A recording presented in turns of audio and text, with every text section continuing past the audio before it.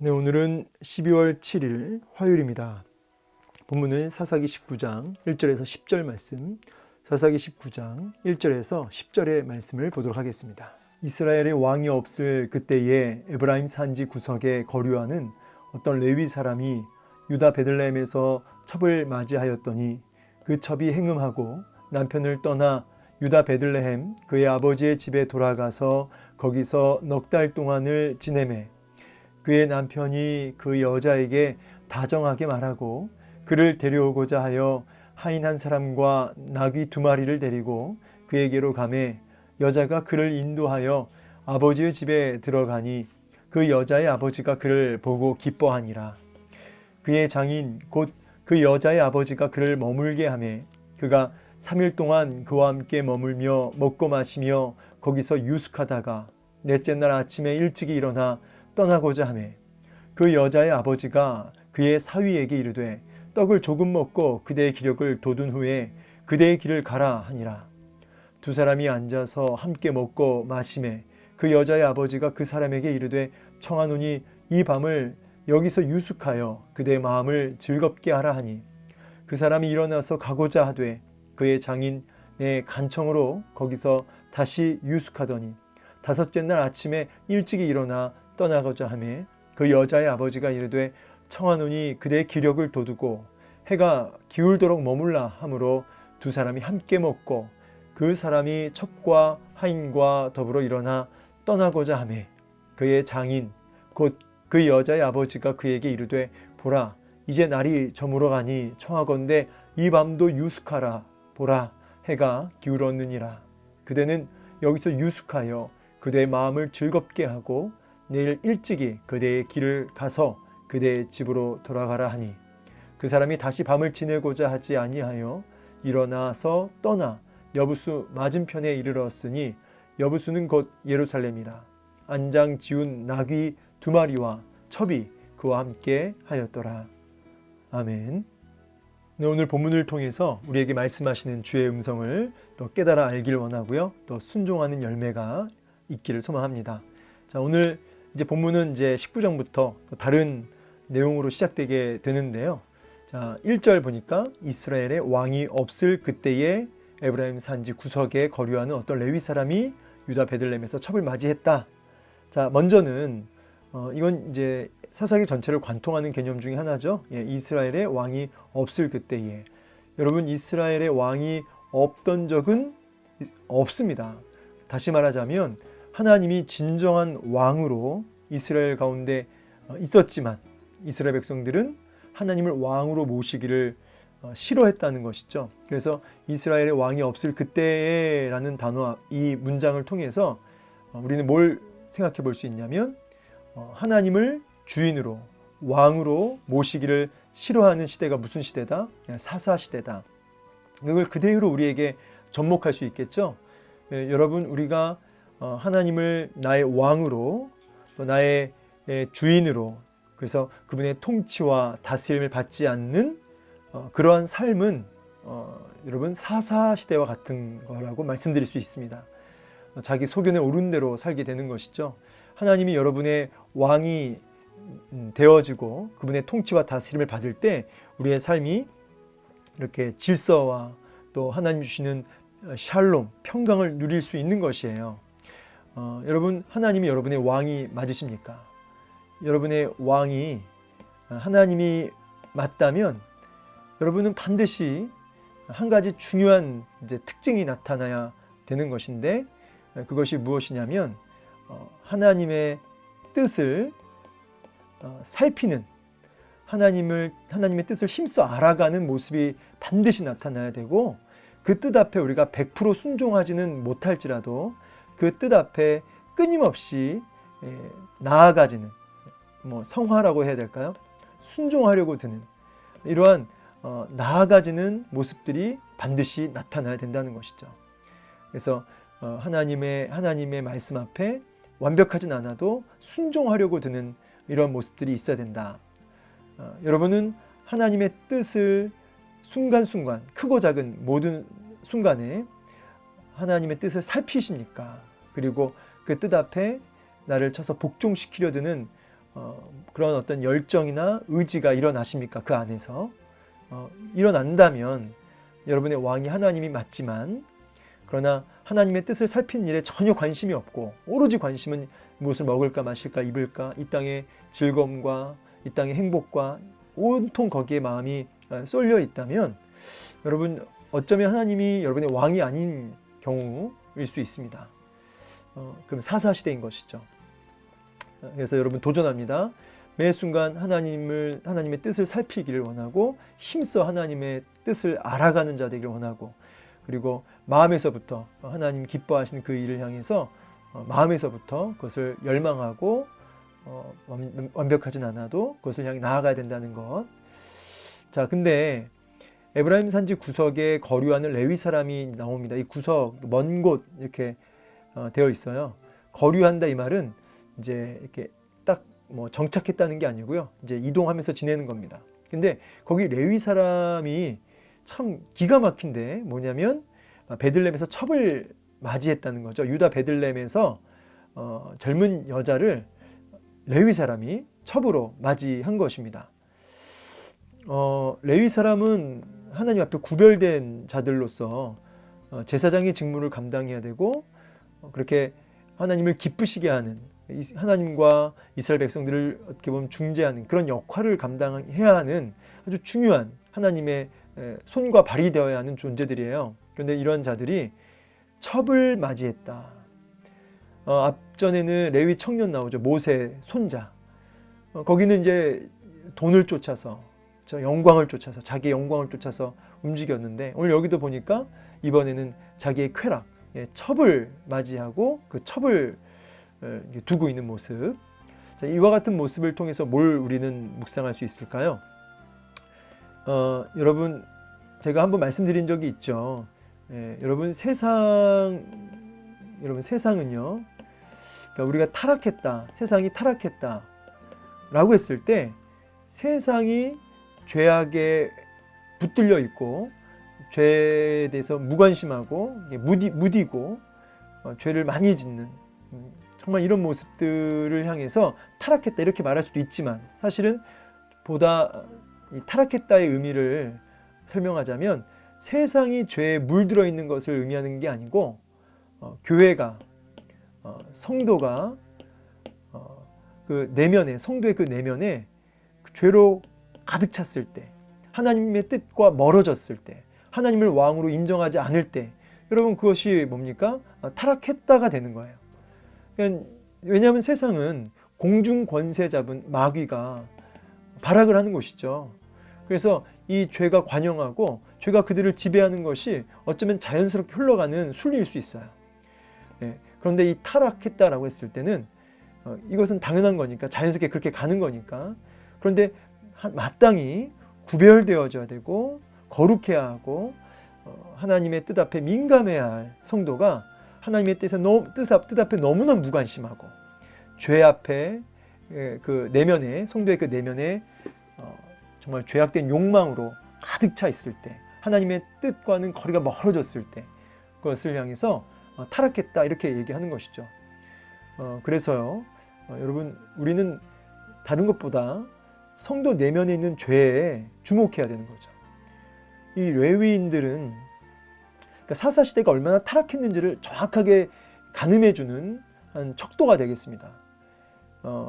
여러 단지파니 여러 지파가 불순종하고 땅을 차지하지 않고 믿음으로 순종으로 취하지 않는 모습들이 분명히 있지만, 이제 그런 것들이 악하다고 할 수 있지만, 그러나 우리가 주목해야 할 것은 사사들이, 특별히 레위 사람들이 마땅히 하나님 앞에 헌신되어져야 할, 구별되어져야 할 사람들이 이렇게 세상과 똑같은 모습으로 첩을 두고 우상 숭배하고 이런 모습들을 통해서 사사시대가 얼마나 하나님 뜻 앞에 멀어져 있는, 죄악으로 이렇게 타락되어져 있는 그런 시대인지를 이렇게 딱 보여주는 척도라고 할 수 있겠습니다.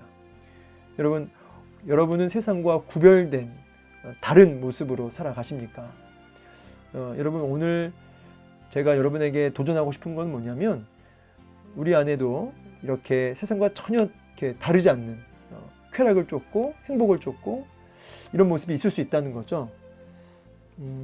완벽하진 않아도요, 우리가 하나님 우리 내면에서 하나님을 기쁘시게 하고 싶다고 하는 열망이 있어야 되고, 죄에 대해서는 미워하고 혐오하는 마음이 있어야 되는데, 그런 마음이, 그런 열정이 일어나지 않는다면 여러분 이미 너무나 많이 변질되어 있고 이미 영적인 사사 시대를 살고 있는 것이다. 얼마나 무질서하고 혼돈하고 고통이 가득하냐, 이제 이렇게 말씀드릴 수 있는 거죠. 그래서 여러분이 혹시 혼돈과 고통 속에 계신다면 지금 하나님의 통치를 잃어버린 이 레위 사람들처럼 이렇게 구별되지 못한 우리들의 모습 때문이다라고 이렇게 반증하는 것입니다. 반증. 그 첩이 행음하고 남편을 떠났다고 그러는데, 어떤 다른 성경 번역을 보니까 화가 났다 이렇게 나와 있어요. 아마 레위가 또 다른 여자와 또 이렇게 음행을 했기 때문이다라고 얘기하는 그런 글도 있어요. 어쨌든 이 여자가, 이 첩이 그 남편으로 인해서 화가 났고 또 행음을 했고 남편을 어쨌든 떠납니다. 그래서 이제 완전히 갈라쓴 것처럼 보여집니다. 자, 그래서 이제 아버지 친정 댁으로 유다 베들레헴 쪽으로 가게 된 것이죠. 거기서 이제 넉 달을 있었는데요. 이제 그동안 이제 레위 그 남편도 이제 분노가 이제 사그라들었고요. 그리고 아마 이 여인도 마음이 좀 진정이 됐겠죠. 4개월 흘렀으니까. 그 남편이 이제 그 자기 첩을 데려오려고 다정하게 말했다. 그리고 데려오고자 하여 이제 나귀도 2마리. 그러니까 아예 이제 작정을 하고 그 첩을 태우고 갈 나귀까지 하나 더 준비해서 간 겁니다.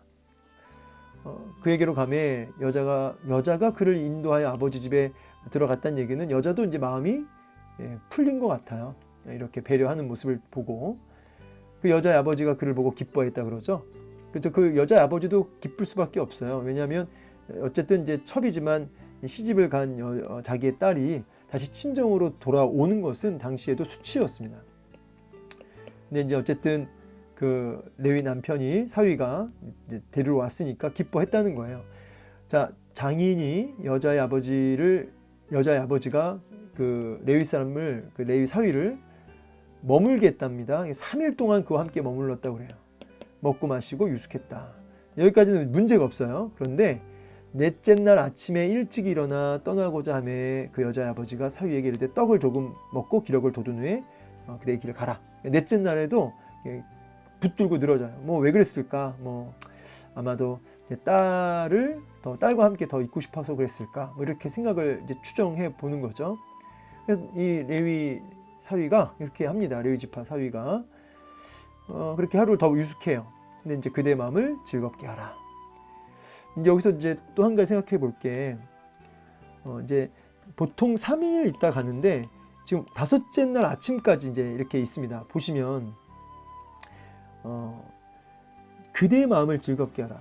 하나님의 마음을 즐겁게 해야 되는 이 레위 사람이 자신의 마음을 즐겁게 하는 그 일에 그냥 이렇게 안주해 버리는 거죠. 뭐 이제 장인어른이 만류했기 때문이다 이렇게 얘기할 수도 있지만, 이제 본인이 분별력을 가지고 이제 떠나가려고 했다고 한다면은 이제 일반적으로 3일을 머물게 되어 있거든요. 그럼 이제 가야 되는데 그대의 마음을 즐겁게 하라는 이 말을 듣고 유숙을 하는 거죠. 여러분, 나의 마음을 즐겁게 하기 위해서 살아가는 것이 성도가 아니라 하나님의 마음을 시원하게 하고 그분을 기쁘시게 하는 그 일에 우리가 존재하는 거죠. 그 일을 위해 우리가 있잖아요. 근데 이제 이 사위는, 이 레위 지파는 자신의 마음을 즐겁게 하는 그 일에 이렇게 쉽게 안일하게 안주해 버린다는 거예요. 이게 이제 문제입니다. 우리도 분별력을 흐리게 하는 것이 바로 이 부분이라는 것을 기억하셨으면 좋겠어요. 내 마음을 즐겁게 하는 그 일에 집중하다 보면 분별력을 잃어버리게 돼요. 그러므로 내 마음을 즐겁게 하는 그 일에 집중하지 마시고 하나님 마음을 기쁘시게 하는 일에 집중해 보세요. 그러면 분별력이 있게 된다는 거예요. 실수하지 않는 거죠. 근데 이제 엄청난 실수를 하게 되는데요. 보면 이제 해가 졌어요. 해가 기울도록 머물라 해서 함께 먹고, 진짜 웃기는 게 이제 장인은 이제 늦었으니까, 날이 저물었으니까 이 밤에도 유숙하라 이렇게 얘기하게 되죠. 근데 이 레위 지파 그 사위가 돌아가라 그랬더니 싫다는 거예요. 그래서 지내고자 아니하여 일어나 떠났다. 여러분 이건 굉장히 상식적이지 않습니다. 왜냐하면 물론 이제 대략 에브라임 산지 쪽이랑 그다음에 유다 베들레헴 쪽 거리를 대략적으로 한 20km로 보거든요.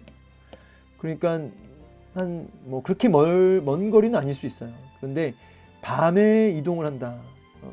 그러면 여러 가지 도적의 위험이나 아무튼 여러 가지 변수가 굉장히 많습니다. 오늘 우리처럼 이렇게 도로가 닦인 것도 아니고, 그래서 밤에 이동하는 것은 어리석은 짓이에요. 상식적이지 않죠.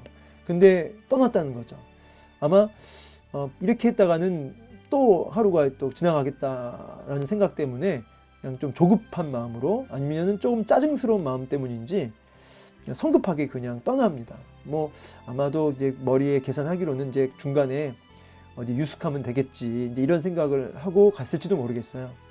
어쨌든 이제 떠났다는 거죠. 이제 뒤에 보시면 알겠지만, 내일 보시면 아시겠지만 아주 비참하고 아주 끔찍한 살인 사건이 일어나게 되죠. 이 부분은 이제 내일 보기로 하고요. 마지막 메시지는 뭐냐면 너무너무 성급했다는 거예요. 너무너무 더 쉽게 말하자면 감정적이다. 이 레위 지파가, 이 사위가 너무너무 감정적으로 일을 처리했다. 이렇게 밤에 가면 안 되는데 본인이 마음이 이제 성급해지니까 그냥 감정적으로 일을 처리해 버렸다는 거예요. 여러분, 여기에는 분별력이 없죠. 아까 여기도 그렇고 그대 마음을 즐겁게 하라. 자기 마음을 즐겁게 하는 일에 주목하고 또 자기의 생각에 붙들려 있으면 이렇게 감정적이 되고 분별력을 이제 상실하게 되는 거죠. 그리고 감정적이 됨으로 하나님의 뜻이 아닌 자기의 충동과 자기의 어떤 그것이 분노라는 감정일 수도 있고 욕망이라는 감정일 수도 있고 그것에 끌려가게 되는 거죠. 그것에 노예가 되는 거죠. 아까 우리 1절에서 하나님을 왕으로 모시고 있지 않는 이스라엘 백성들의 모습을 여러분 제가 꼬집었죠. 하나님이 왕이 아니기 때문에 어떤 일이 벌어지냐면 자기의 마음을 즐거워하는 일에 집중하게 되고, 그리고 자기의 감정의 노예가 돼요. 특별히 이제 어떤 쾌락과, 그렇죠? 그리고 분노와 이러한 감정에 쉽게 말해서 질질 끌려다니는 노예처럼 끌려다니는 인생을 살게 되는 것이죠. 우리는 분별력을 가지고 어떤 감정과 욕망에 끌려다니는 사람이 아니라 왕 대신 하나님의 그 뜻 앞에 성령에 이끌려 다녀야 될 사람이라는 거죠. 하나님의 노예, 하나님의 종이라는 것이죠. 자, 여러분은 누구의 종입니까? 정욕과 쾌락과 감정에 끌려다니는, 여러분의 마음을 즐겁게 하는 분노에 끌려다니는 그런 하나님을 왕으로 모시지 않는 사람입니까? 간판만 레위 사람이고 성도고, 아니면 정말 쾌락과 분노에 끌려다니는 것이 아니라 성령의 인도함을 받는 인생입니까? 오늘 그 부분을 좀 돌아봤으면 좋겠습니다. 그래서 좀 도전하기로는 우리 안에 분명한 분별력을 가지고 쾌락과 분노의 감정에 휩쓸리지 않기 위하여 우리는 날마다 하나님을 나의 왕으로 모신 일에 힘쓰셔야 되겠습니다. 하나님을 나의 왕으로. 그래서 하나님, 오늘도 나의 왕으로 임재하셔서 나를 통치하시고 다스려 주시옵소서.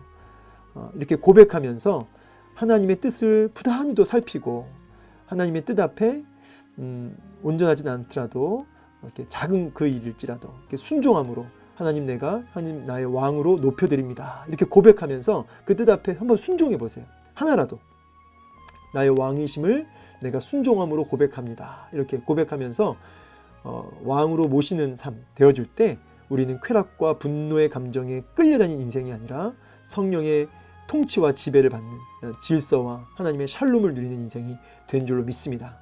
오늘도 왕 대신 주님의 통치를 받기를 축복하며 승리하는 하루 되기를 소망합니다. 감사합니다.